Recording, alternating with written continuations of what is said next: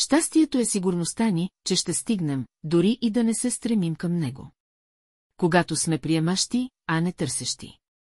Поредния вълнуващо смислен ден. Показало се е малко слънце и осветява част от двора ми. Заглеждам се и виждам, че от някъде се е вмъкнало кучето на съседите. Не особено голямо, стънко и някак несъразмерно издължено тяло. Изглежда толкова умилително, че започвам да се усмихвам. Кучето се раздвижва и отива право към слънчевото място. После се впуска във вероятно най-древния кучешки ритуал, започва да се върти в кръг и да си гони опашката. Усещам, че се впускам в размисъл.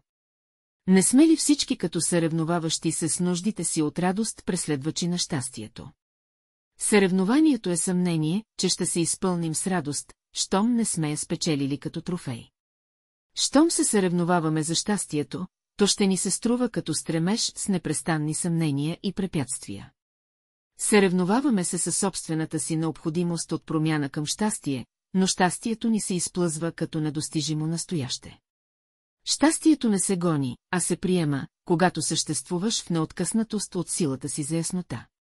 Яснота, че ще достигнеш, щом не се съревноваваш с щастието, а с трудностите. Трудностите ще са твоята събудена за напредък сила. Отпускай се в силата си за приемане на несигурността си, която те води към сигурност, а не в силата си за търсене и откриване на нова промяна. Щом имаш трудности, имаш сила.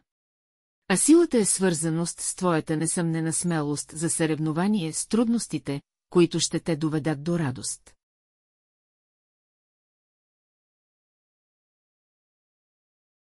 Виж всички видеа от универсална духовна система щастие тук.